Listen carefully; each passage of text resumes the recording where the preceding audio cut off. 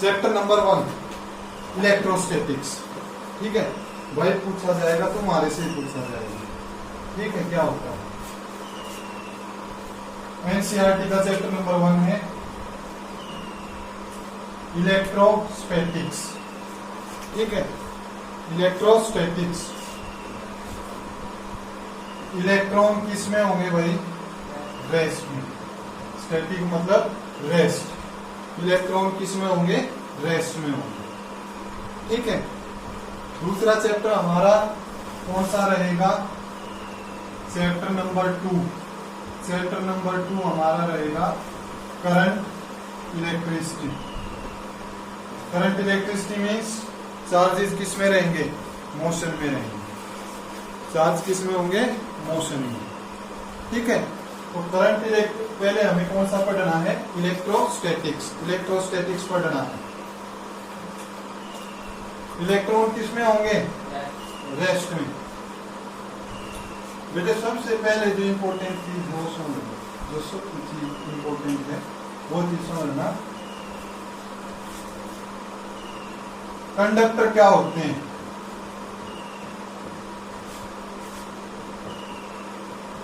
Through which electricity can pass, जिनके अंदर से इलेक्ट्रिसिटी पास हो जाए, बिजली पास हो जाए, वो क्या होंगे? कंडक्टर होंगे। ठीक है, उनको कहेंगे कंडक्टर। इनके अंदर से इलेक्ट्रिसिटी पास क्यों होगी? क्योंकि इनके पास क्या होते हैं? Free electron. इनके अंदर क्या होंगे? Free electron. ये फ्री इलेक्ट्रॉन कैसे बनते हैं भाई? ये फ्री इलेक्ट्रॉन कैसे बनते हैं तो समझना है किस चीज को। भाई हमारे पास एक न्यूक्लियस है। न्यूक्लियस के अंदर क्या मिलेगा? Positive charge. न्यूक्लियस में क्या मिलेगा? Positive charge. इलेक्ट्रॉन इसके चारों तरफ घूमेंगे। घूमेंगे या नहीं घूमेंगे? जब हम कुछ एनर्जी देते हैं एटम को कुछ एनर्जी देंगे तो ये इलेक्ट्रॉन क्या बन जाते हैं? इनको इलेक्ट्रॉन को एनर्जी मिलेगी और ये इलेक्ट्रॉन क्या बन जाएंगे? Free electron. किसको एनर्जी मिलेगी? इलेक्ट्रॉन को। क्या बन जाएंगे? Free electron. कौन से इलेक्ट्रॉन फ्री इलेक्ट्रॉन बनेंगे? आउटर मोस्ट सेल या innermost shell? Outermost shell. क्योंकि आउटर मोस्ट सेल के इलेक्ट्रॉन्स को रिजेक्ट होने के लिए कम एनर्जी चाहिए। फिर अगला क्वेश्चन ये बनता है, क्या हम कितनी भी एनर्जी दे सकते हैं? क्या इलेक्ट्रॉन थोड़ी एनर्जी देने पर भी निकल आएंगे? नहीं, थोड़ी एनर्जी पर नहीं निकलेंगे। ठीक है, उसके लिए हम क्या यूज करेंगे? Work function. वर्क फंक्शन क्या होता है? Amount of energy required to eject an electron। एक इलेक्ट्रॉन को बाहर निकालने के लिए जो एनर्जी चाहिए उस एनर्जी को क्या कहेंगे? Work function. तो इलेक्ट्रॉन के पास कम से कम कितनी एनर्जी होनी चाहिए? वर्क फंक्शन के इक्वल एनर्जी होनी चाहिए। जब वर्क फंक्शन के इक्वल एनर्जी इसको मिलेगी तब ये क्या बन जाएगा? फ्री इलेक्ट्रॉन बनेगा। समझ में आया? कंडक्टर क्या होता है? जिनमें से इलेक्ट्रिसिटी पास हो जाए। इलेक्ट्रिसिटी पास हो जाए तो क्यों होती है उनके अंदर से? Free electron. फ्री इलेक्ट्रॉन कैसे बढ़ते हैं? क्योंकि जब भी हम एनर्जी देंगे, कितनी एनर्जी? वर्क फंक्शन के इक्वल एनर्जी देंगे तो इलेक्ट्रॉन बाहर निकल जाता है। ठीक है, कौन से ऑर्बिट का निकलेगा? Outer most orbit. क्लियर हुए? इसके बाद नेक्स्ट है हमारे पास इंसुलेटर। क्या होता है? इंसुलेटर क्या होता है? जिसमें से इलेक्ट्रिसिटी पास नहीं होगी। No passage of electricity. इसके अंदर से इलेक्ट्रिसिटी पास नहीं होगी। भाई इलेक्ट्रिसिटी पास क्यों नहीं होगी? No free electron. इसके अंदर फ्री इलेक्ट्रॉन नहीं होंगे। ठीक है, देखो इंसुलेटर भी एटम से मिलकर बने होते हैं। इंसुलेटर भी किससे मिलकर बने होते हैं? एटम से मिलकर बने होते हैं। ठीक है, जब हम एनर्जी देते हैं ना, जब हम एनर्जी देंगे इंसुलेटर को, तो जितनी एनर्जी इलेक्ट्रॉन को बाहर निकलने के लिए चाहिए हम उतनी एनर्जी दे देंगे, बट उससे पहले इंसुलेटर में हीटिंग इफेक्ट और बर्निंग इफेक्ट स्टार्ट हो जाएगा। क्या स्टार्ट हो जाएगा? Heating effect and burning effect. Electron बाहर निकालना चाहते हैं, निकालने के लिए हमें एनर्जी देनी पड़ेगी। लकड़ी है, लकड़ी किसका काम करती है? इंसुलेटर का काम करेगी। हम उसके एटम को एनर्जी देने लगे, एनर्जी देते गए देते गए देते गए, फ्री इलेक्ट्रॉन बनने से पहले लकड़ी जलने लगी। ठीक है, तो इंसुलेटर के अंदर क्या होता है? नो पासेज ऑफ इलेक्ट्रिसिटी, उसके अंदर से इलेक्ट्रिसिटी पास नहीं होगी। क्यों नहीं होगी? क्योंकि उसके अंदर क्या नहीं है? इलेक्ट्रॉन नहीं। समझ में आ गए? फिर इसके बाद charge.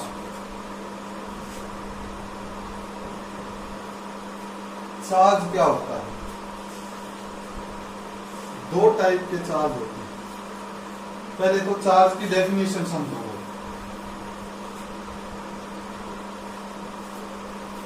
It is property of elementary particles. किसकी प्रॉपर्टी है भाई? ये एलिमेंट्री पार्टिकल्स। एलिमेंट्री पार्टिकल कौन कौन से? इलेक्ट्रॉन और proton. It is the property of elementary particles due to which they exert force on each other, जिसके कारण वो एक दूसरे के ऊपर फोर्स लगाते हैं। चार्ज की डेफिनेशन क्या होगी? Property of elementary particles due to which they exert force on each other, जिसके कारण वो एक दूसरे के ऊपर फोर्स लगाएंगे। ठीक है, चार्ज कितने टाइप के होते हैं? दो टाइप के होते हैं। चार्ज कितने टाइप के होते हैं? दो टाइप, एक पॉजिटिव चार्ज और एक नेगेटिव चार्ज। पॉजिटिव चार्ज किसके पास होगा? पॉजिटिव चार्ज किसके पास होगा? प्रोटॉन। पॉजिटिव चार्ज किसके पास होगा भाई? प्रोटॉन के पास।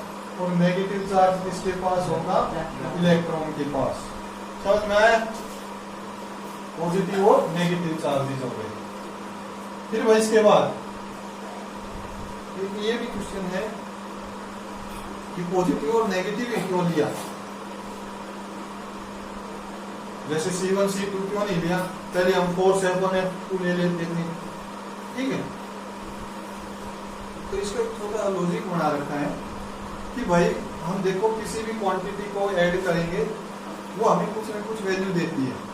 ठीक है, एक फोर्स F मान लिया, दूसरा फोर्स एक फोर्स F1 मान लिया, एक F2 मान लिया, दोनों को ऐड किया। ठीक है, कुछ न कुछ हमें फोर्स कितना मिलेगा? F1 plus F2। बट यहाँ पर हमें क्या मिलेगा? एक +1 कूलम चार्ज मान लिया, दूसरा -1 कूलम चार्ज मान लिया। टोटल कितना चार्ज मिलने वाला है? तो ये हमें 0 देता है। इसीलिए एक क्या लिया? पॉजिटिव, और एक क्या लिया? नेगेटिव। क्लियर हुआ? तो ये इतना इंपॉर्टेंट भी नहीं है। पहले चार्ज क्या होता है, चार्ज कितने टाइप के होते हैं, किसके ऊपर कितना चार्ज होगा। ठीक है, आ गया समझ में? फिर इसके बाद चार्जिंग ऑफ इंसुलेटर। ये कभी कभी एग्जाम में आते हैं, कोई इसमें वो बात नहीं है। Charging of insulator. इंसुलेटर को कैसे चार्ज कर सकते हैं? इंसुलेटर को कैसे चार्ज कर सकते हैं? Insulator can be charge by rubbing. Insulator को हम कैसे चार्ज कर सकते हैं? रबिंग से चार्ज कर सकते हैं। रबिंग मीन्स रगड़ना। एग्जाम्पल देखो, हम जब छोटे छोटे क्लास में, छोटी क्लासेस के अंदर थे, तो एक एक्सपेरिमेंट करते थे।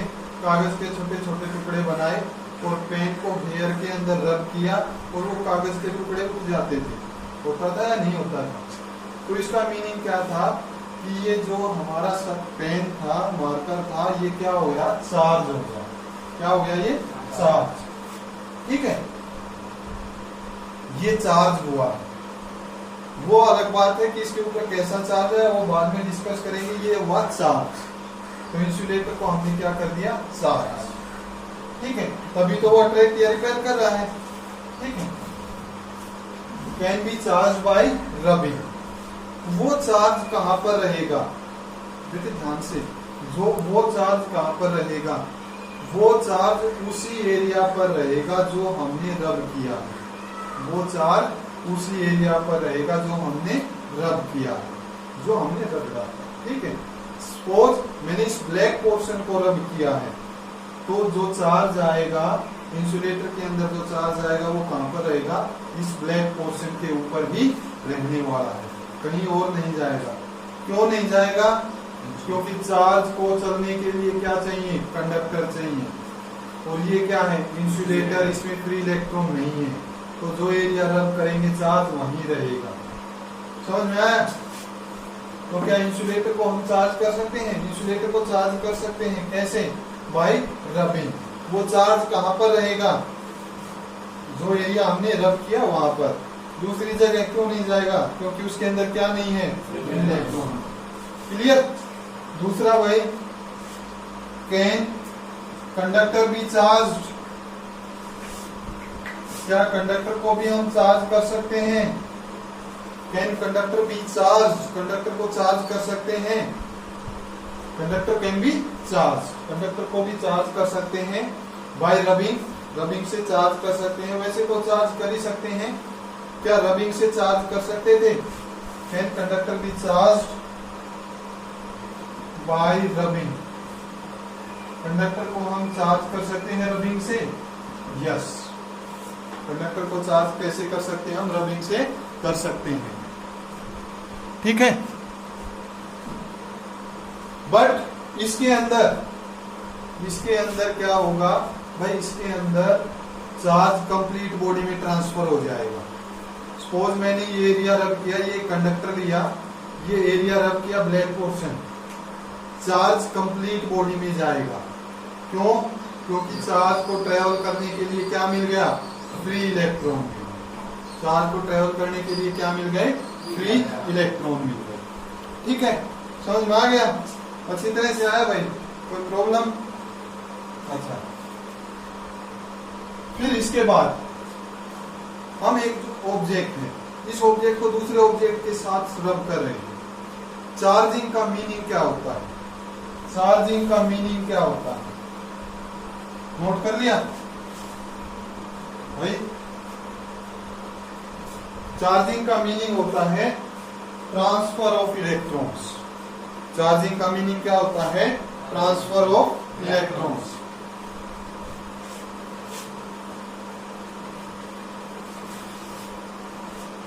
पंकज कुछ दिक्कत है? हाँ भाई, होगी ठीक है, होगी ठीक।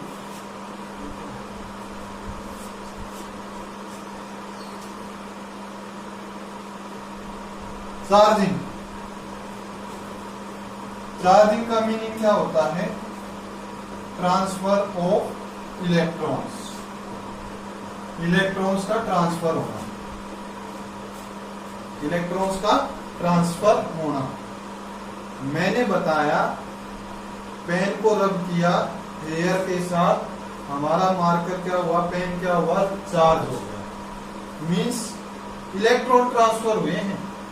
क्या ट्रांसफर हुए हैं? इलेक्ट्रॉन। प्रोटॉन क्यों नहीं होते? क्योंकि प्रोटॉन तो न्यूक्लियस के अंदर होते हैं। ठीक है, और उनको निकालने के लिए बहुत ज्यादा एनर्जी हमें रिक्वायरमेंट होती है। तो कौन ट्रांसफर होता है एक्चुअल में? इलेक्ट्रॉन ट्रांसफर होते हैं। ठीक है,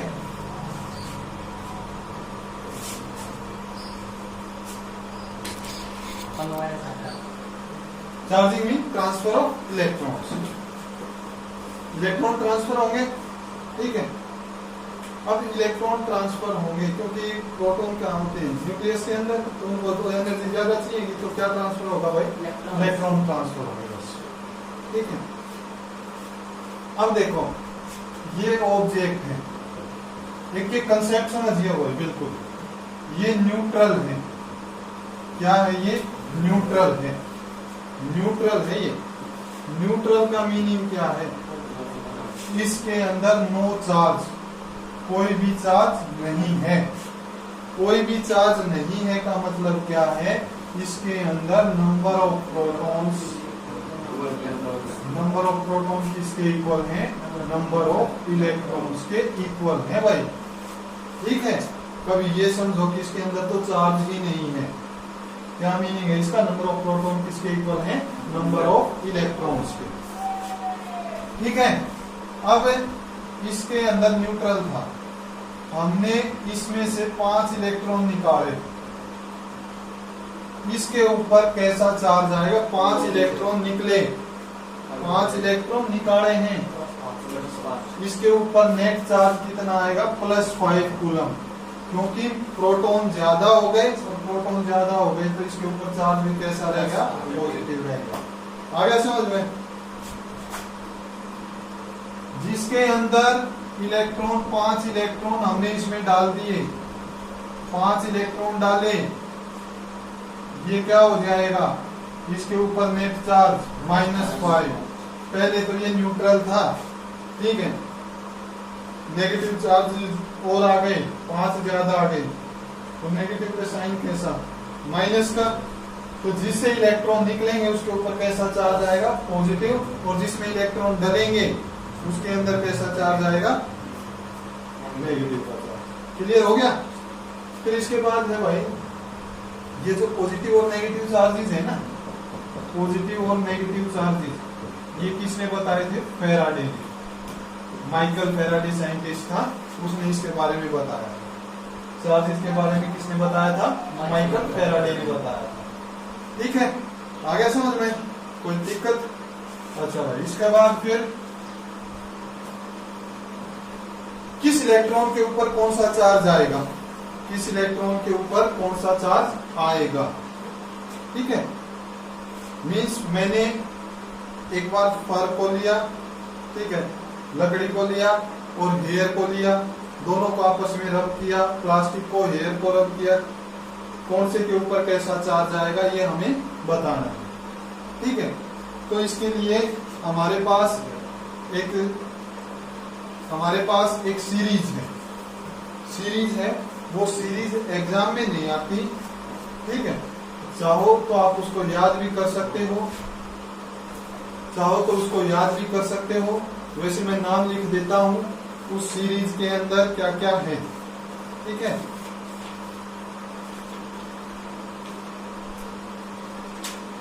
भाई उस सीरीज के अंदर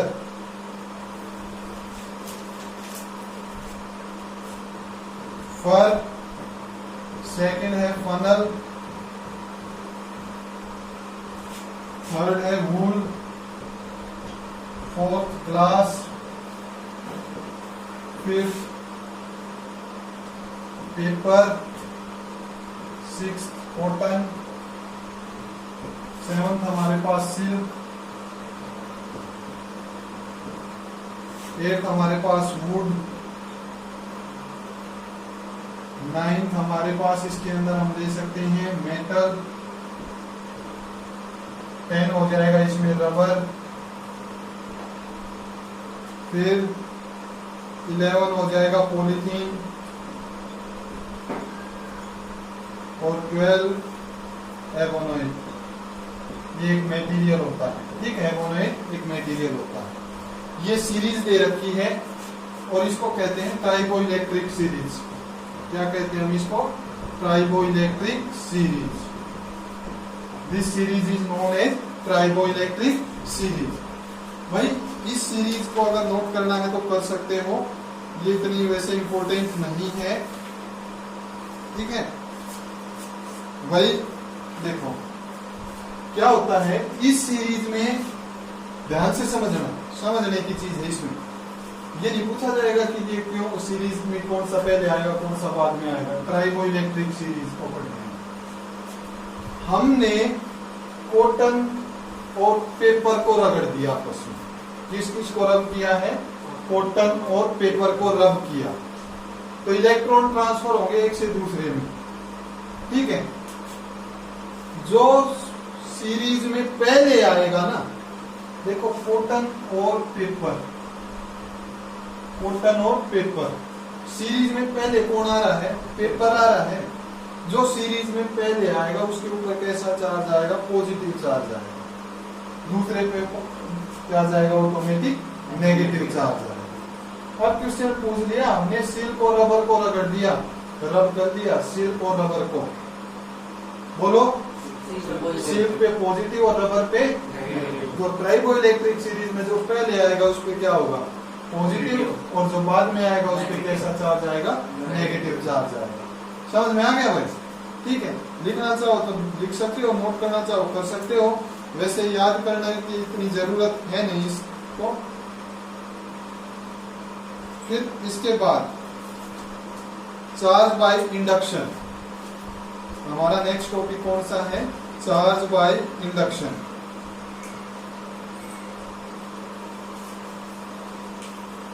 charge by induction means charging, और induction means charging by charging without touching.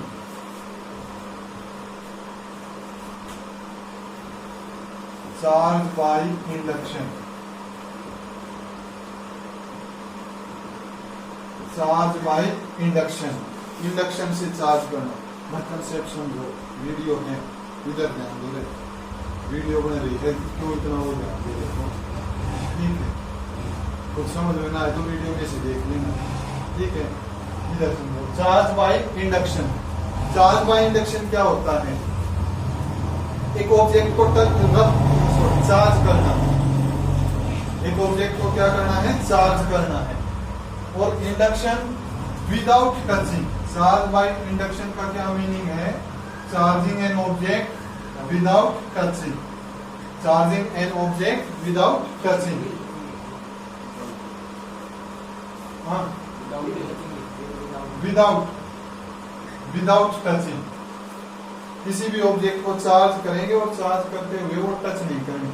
जैसे इस मार्कर को चार्ज करना है, ठीक है, और टच नहीं करना। कर सकते हो? हाँ भाई, कर सकते हो या नहीं? कर सकते हैं, तभी तो दे रखा है, कर सकते हैं। ठीक है, देखो कैसे कर सकते हैं। हमारे पास एक स्फीयर है और ये कैसा है? न्यूट्रल स्फीयर है। और कैसा है ये? इसको किसी इंसुलेटिंग स्टैंड, किसके ऊपर रख दिया? इंसुलेटिंग स्टैंड के ऊपर रख दिया। मीन्स इसके चार्ज ट्रांसफर ना हो। ठीक है, चार्ज ट्रांसफर ना हो। इसको हमें चार्ज करना है। न्यूट्रल है तो ओवरऑल चार्ज कितना? 0, अनचार्ज है ये। इसको करना है चार्ज। कैसा चार्ज करना चाहते हो आप? बोलो पॉजिटिव। चलो, हमने इसको पॉजिटिव चार्ज करना है, पॉजिटिव चार्ज करना है इसको। तो हम इसके नजदीक एक रोड लेकर आएंगे जिसके ऊपर कैसा चार्ज होगा? Negative charge. ये जादू की छड़ी लेकर आएंगे जिसके ऊपर कैसा चार्ज होगा? Negative charge. अब ये नेगेटिव चार्ज पॉजिटिव चार्ज को क्या करेगा? अपनी ओर अट्रैक्ट कर लेगा। ठीक है, और जो इस स्फीयर के अंदर नेगेटिव चार्ज थे उनको क्या कर देगा? रिपेल कर देगा।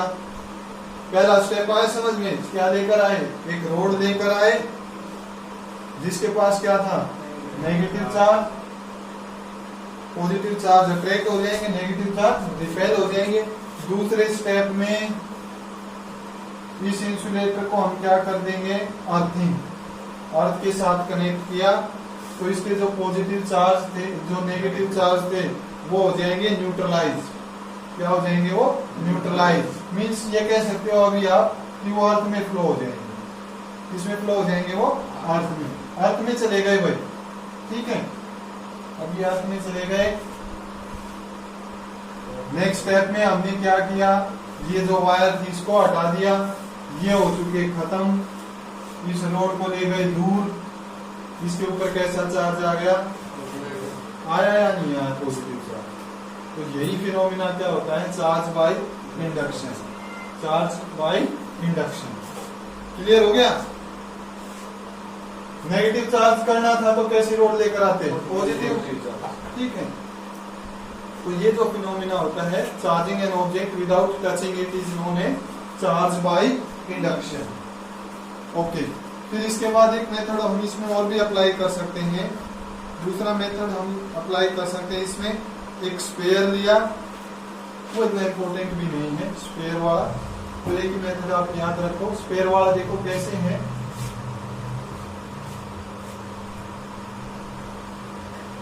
हम दूसरा स्पेयर लेकर आए इसके पास, और दूसरा स्पेयर कैसा है, चार्ज है। दूसरा स्पेयर कैसा था हमारा, चार्ज था। जब चार्ज स्पेयर इसके पास लेकर आए तो क्या होगा, सॉरी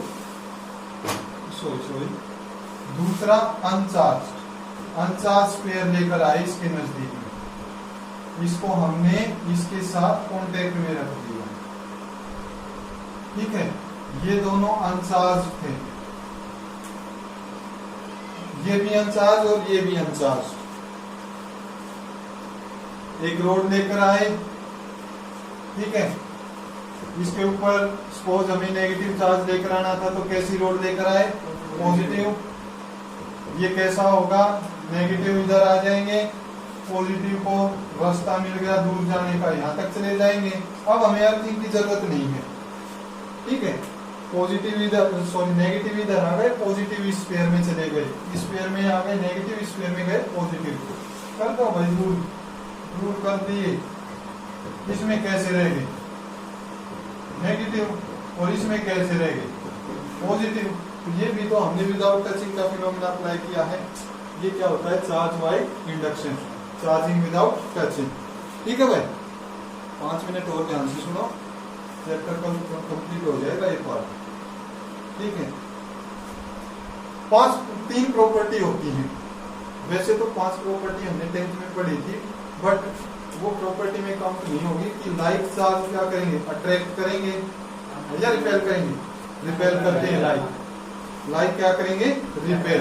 लाइक का मीनिंग पता है, सेम चार्ज, पॉजिटिव रिपेल करेंगे, नेगेटिव अट्रैक्ट करेंगे। क्या पॉजिटिव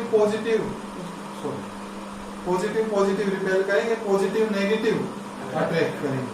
अनलाइक हो गए तो अट्रैक्ट करेंगे। क्या पॉजिटिव अट्रैक्ट कर सकते हैं,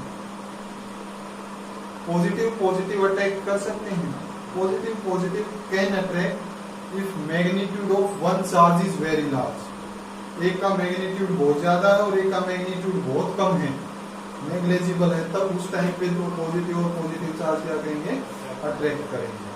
ठीक है भाई। अच्छा, फिर इसके बाद प्रॉपर्टी हम पढ़ रहे थे, लाइक चार्ज क्या करेंगे, लाइक बोलो जल्दी भाई, अनलाइक, लाइक रिपेल करेंगे, अनलाइक अट्रैक्ट करेंगे। पहली प्रॉपर्टी, 3 प्रॉपर्टी है भाई। पहली कंजर्वेटिव, चार्जेस क्या है, कंजर्वेटिव। चार्जेस क्या है, कंजर्वेटिव। कंजर्वेटिव क्या होता है कि चार्ज ना तो क्रिएट होते और ना ही डिस्ट्रॉय होते, एक ऑब्जेक्ट से दूसरे ऑब्जेक्ट में ट्रांसफर होते। Neither created nor destroyed, neither created nor destroyed. ना तो क्रिएट होते और ना ही डिस्ट्रॉय होते। ये क्या होते हैं, transfer from one object to another, एक ऑब्जेक्ट से दूसरे ऑब्जेक्ट में क्या हो जाएंगे, ट्रांसफर हो जाएंगे। ठीक है, किससे किस में ट्रांसफर होते हैं, इलेक्ट्रिक सीरीज बताई थी भाई। ठीक है, जो सीरीज में पहले आएगा उसमें से जाएंगे, उसमें से निकलेंगे, और जो सीरीज में बाद में आएगा उसमें डर जाएंगे। ठीक है, या वर्क फंक्शन के बारे में बताएं, जिसका वर्क फंक्शन ज्यादा है ठीक है, जिसका वर्क फंक्शन ज्यादा है उसमें से इलेक्ट्रॉन बहुत लेट निकलेंगे, उसको एनर्जी ज्यादा चाहिए, ठीक है, तो उसमें इलेक्ट्रॉन आ सकते हैं, जाने के लिए एनर्जी ज्यादा जरूरत पड़ेगी, ठीक है। तो जिनका वर्क फंक्शन ज्यादा होता है वो इलेक्ट्रॉन को एक्सेप्ट करते हैं, जिनका वर्क फंक्शन ज्यादा होता है वो इलेक्ट्रॉन को क्या करते हैं, एक्सेप्ट करते हैं। जिनका वर्क फंक्शन कम होता है वो इलेक्ट्रॉन को रिपेल करते हैं या रिजेक्ट करते हैं या डोनेट करते हैं। आप कोई भी टर्म यूज कर सकते हो, एप्रोप्रिएट रहेगी, वो अपने इलेक्ट्रॉन को डोनेट कर सकते हैं। कम एनर्जी में बाहर निकल जाएगा, ठीक है। आगे समझ में, conservation neither created not destroyed, एक ऑब्जेक्ट से दूसरे ऑब्जेक्ट में ट्रांसफर। दूसरा कंजर्वेटिव आया। दूसरी डेफिनेशन हमारे पास है एडिटिव। एडिटिव, बट एडिटिव क्या होगा? एडिटिव होता है कि चार्ज को हम सिंपल अलजेब्रा से ऐड कर सकते हैं। Charge can be added by simple algebra. एक 5 कूलम का चार्ज है और एक -3 कूलम का चार्ज है, तो टोटल चार्ज कितना हो जाएगा? 2 कूलम का चार्ज होगा। सिंपल अलजेब्रा से ऐड कर सकते हैं। Charge can be added by simple algebra. और जिन क्वांटिटीज को हम सिंपल अलजेब्रा से ऐड कर सकें they are known as scalar quantity. क्या कहेंगे हम उनको? स्केलर क्वांटिटी, ठीक है। थर्ड, अब और भाई कौन सा था? क्वांटाइजेशन ऑफ चार्ज इंपॉर्टेंट है भाई। क्वांटाइजेशन ऑफ चार्ज इंपॉर्टेंट रहेगा। क्वांटाइजेशन ऑफ चार्ज हमारा इंपॉर्टेंट रहेगा भाई। देखो क्या होता है क्वांटाइजेशन के अंदर, जब भी, बड़े ध्यान से, जब भी एक ऑब्जेक्ट से दूसरे ऑब्जेक्ट में इलेक्ट्रॉन ट्रांसफर होंगे, जब भी एक ऑब्जेक्ट से दूसरे ऑब्जेक्ट में इलेक्ट्रॉन ट्रांसफर होंगे, क्या होगा? बोलो।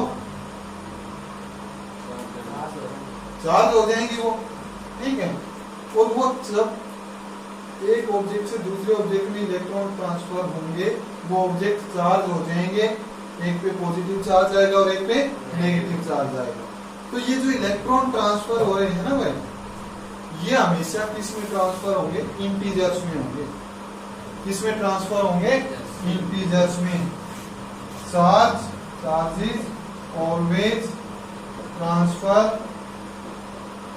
इन इंटीजर्स। चार्जेस हमेशा किस में ट्रांसफर होंगे? इंटीजर में ट्रांसफर होंगे, ठीक है। चार्जेस किस में ट्रांसफर होंगे भाई? इंटीजर्स में ट्रांसफर होंगे। क्लियर हुआ? नहीं हुआ? बट ये theory according to now presently ये थ्योरी गलत है, क्योंकि अब ये माना गया है कि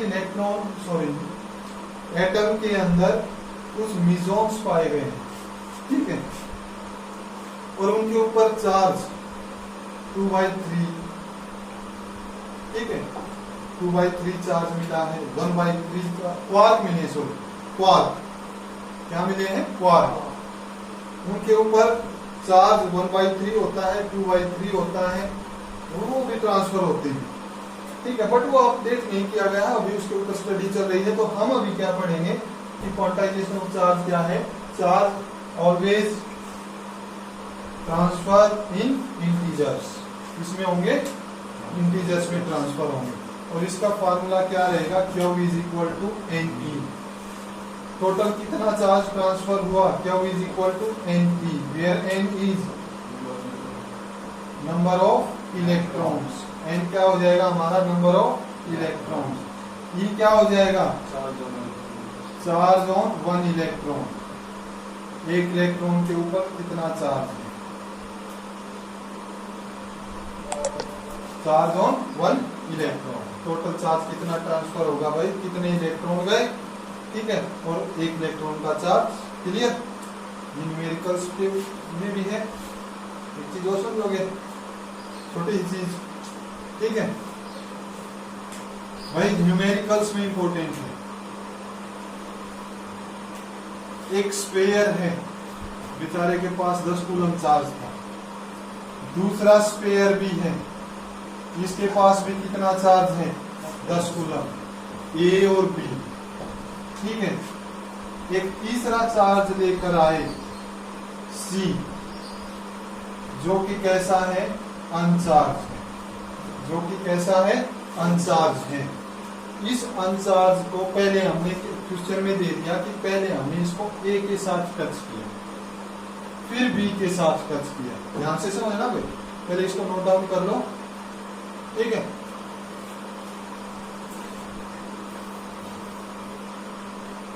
ये C क्या था, अनचार्ज था, 10 कूलम था, अनचार्ज था। ये इसके नजदीक लेकर गए भाई, इसके साथ टच करवाया, तो ये बड़ा दानी है, ठीक है। अपना आधा चार्ज इसको दे देगा, A के ऊपर कितना बचेगा, 5 कूलम, और अब C के ऊपर कितना हो गया, 5 हो गया। और B के पास है कितना, 10 है। ये तो पहली कंडीशन थी, B के पास 10 है। अब क्वेश्चन ये कहता है कि फिर इसको हम कहां पर लेकर गए, B के पास लेकर गए। तो B के पास लेकर गए, जब इसको B के पास लेकर जाएंगे तो B भी इसको थोड़ा चार्ज देगा। कितना चार्ज देगा, कब तक चार्ज देगा, जब तक दोनों पे इक्वल चार्ज ना आ जाए। कितना चार्ज देगा, जब तक दोनों पे इक्वल चार्ज ना आ जाए, ठीक है। तो 10 इसके पास, 5 इसके पास, दोनों को इक्वल करने के लिए क्या करेंगे, डिवाइडेड बाई 2 करेंगे। 15/2 7.5 कूलम चार्ज इस पे बचेगा और 7.5 कूलम चार्ज इस पे बचेगा। समझ में आया नहीं आया? तो A के पास कितना चार्ज बचेगा, 5, और B के पास कितना बचेगा, 7.5। क्लियर हो गया? तो ये न्यूमेरिकल्स में आपके काम आएंगे, और कोई प्रॉब्लम हो वो बता देना, ठीक है।